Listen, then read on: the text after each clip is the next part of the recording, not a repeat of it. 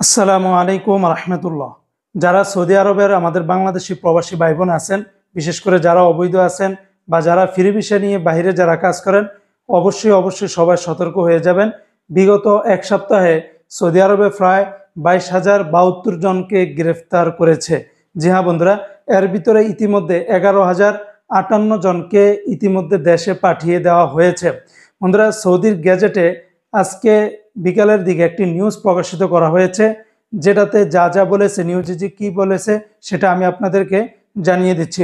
তো নিউজে বলা হয়েছে যে সৌদি আরবের স্বরাষ্ট্র মন্ত্রণালয় জানিয়েছে গত 31শে জুলাই থেকে নিয়ে 6 আগস্ট পর্যন্ত সৌদি আরব জুড়ে যৌথ বাহিনীর যে অভিযান, এখানে সর্বমোট 22,072 জনকে আইন ভঙ্গ করার কারণে তাদেরকে গ্রেপ্তার করা হয়েছে।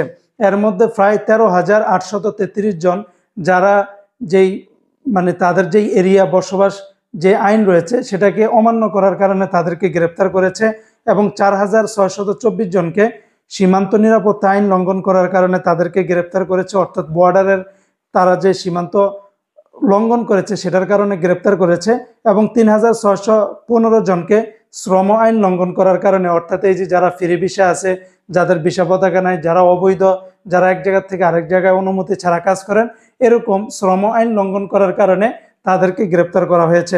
এছাড়া 1,640 জন অবৈধভাবে সৌদিতে প্রবেশের চেষ্টা করেছিল। এর ভিতরে আছে 35% ইয়েমেনি নাগরিক, আর 64% হচ্ছে ইউরোপিয়ান নাগরিক, এবং 1% হচ্ছে অন্যান্য দেশের নাগরিক। এর ভিতরে 48 জন অবৈধভাবে দেশ ছাড়ার চেষ্টাও করেছিলেন, সৌদি আরব থেকে পালিয়ে যাওয়ার চেষ্টাও করেছিলেন। তবে 37 জনকে গ্রেপ্তার করা হয়েছে যারা অবৈধ প্রবাসীদেরকে সহযোগিতা করেছিল, তাদের বাসা বাড়িতে রেখেছিল। এখানে শুধুমাত্র যারা অবৈধ আছেন তাদেরকেই গ্রেপ্তার করতেছে না, এর সাথে সাথে যারা তাদেরকে সহযোগিতা করতেছে তাদেরকেও গ্রেপ্তার করতেছে। তো যারা সৌদি আরবের অবৈধ বা আমাদের বাংলাদেশি প্রবাসী ভাই বোন আছেন, আপনারা প্লিজ সতর্ক হয়ে যাবেন। যার যার অবস্থান থেকে নিজে সেফভাবে চলার চেষ্টা করবেন।